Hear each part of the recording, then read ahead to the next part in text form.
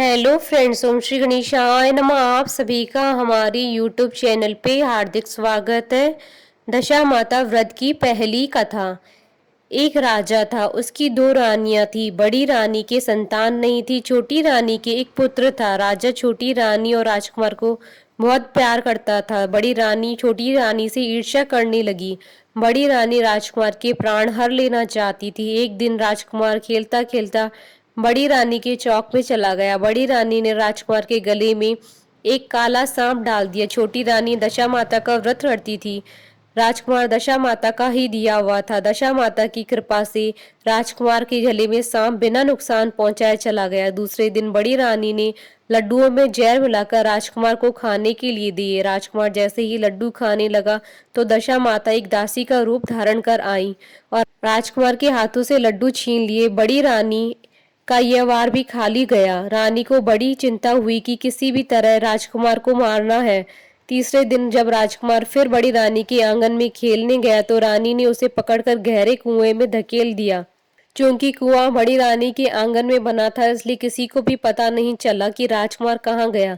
लेकिन जैसे ही बड़ी रानी ने राजकुमार को कुएं में धकेला तो दशा माता ने उसे बीच में रोक लिया। इधर दोपहर हो जाने पर राजकुमार के न लौटने पर राजा व छोटी रानी को चिंता सताने लगी। दशा माता को भी इस बात की चिंता हुई कि राजकुमार को उसके माता पिता के पास किस प्रकार पहुंचाया जाए। राजकुमार को तलाश करने वाले कर्मचारी निराश होकर बैठ गए थे। राजा व छोटी रानी पुत्र शोक में रोने लगे। तब दशा माता ने एक भिखारी का रूप धारण किया और राजकुमार को गले से लगाए राजद्वार पर पहुंची।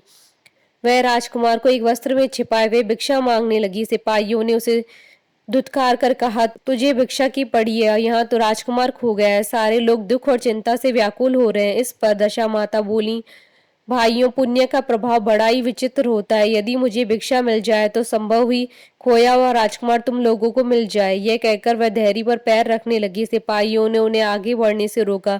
उसी समय दशा माता ने बालक का पैर वस्त्र से बाहर कर दिया। सिपाहियों ने समझा कि कुंवर उनके हाथों में है, इसलिए उसे अंदर जाने दिया। दशा माता कुंवर को लिए हुए भीतर चली गई। उसने राजकुमार को चौक में छोड़ दिया और वापस चली गई। परंतु रानी ने दशा माता रूपी भिखारन को देख लिया था।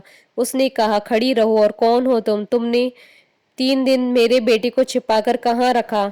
तुमने ऐसा क्यों किया? तुम्हें मेरे इस प्रश्नों का उत्तर देना होगा। दशा माता उसी समय ठहर गई। उन्होंने बताया कि मैं तुम्हारे पुत्र की चोरी करने वाली नहीं हूँ। मैं तुम्हारी आराध्य देवी दशा माता हूँ। मैं तुम्हें सचेत करने आई हूँ कि बड़ी रानी तुमसे ईर्ष्या रखती है। वह तुम्हारे पुत्र के प्राण हर लेना चाहती है। एक बार उसने तुम्हारे पुत्र के गले में काला सांप डाल दिया था, जिसे मैंने ही भगाया। दूसरी बार उसने इसे विष के लड्डू खाने को दे दिए थे, जिन्हें मैंने उसके हाथों से छीन लिए थे। इस बार उसने तुम्हारे राजकुमार को अपने आंगन की कुएं में धकेल दिया था और मैंने इस बीच ही आकर उसे रोककर रक्षा की। इस समय मैं भिखारन के वेश में तुम्हें सचेत करने आई हूँ। यह सुनकर छोटी रानी दशा माता के पैरों पर गिरकर क्षमा मांगने लगी। छोटी रानी विनती भाव से बोली, जैसी कृपा आपने मुझ पर दर्शन देकर की है, मैं चाहती हूँ कि आप सदैव इस महल में निवास करें। मुझसे जो सेवा पूजा होगी मैं करूंगी। इस पर दशा माता बोली, मैं किसी घर में नहीं रहती हूँ। जो श्रद्धा पूर्वक मेरा ध्यान व स्मरण करता है, मैं उसी के हृदय में निवास करती हूँ। मैंने तुम्हें साक्षात दर्शन दिए हैं, इसलिए तुम सुहागनों को बुलाकर उन्हें यथाविधि आदर सत्कार के साथ भोजन करवाओ और नगर में ढिंढोरा बिठवा दो कि सभी लोग मेरा डोरा ले और व्रत करें। इतना कहकर दशा माता अंतर ध्यान हो गई। रानी ने अपने राज्य की सौभाग्यवती स्त्रियों को निमंत्रण देकर बुलाया और उपटन से लेकर शिरोआभूषण श्रृंगार कर उनकी यथाविधि सेवा कर भोजन करवाया और दक्षिणा में गहने आदि देकर विदा किया। रानी ने अपने राज्य में ढिंढोरा पिटवा दिया कि अब से सब लोग दशा माता का डोरा लिया करें।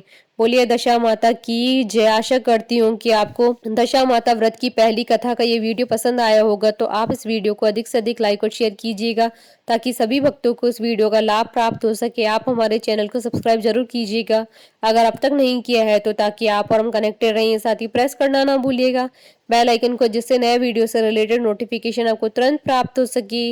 ओम श्री गणेशाय नमः।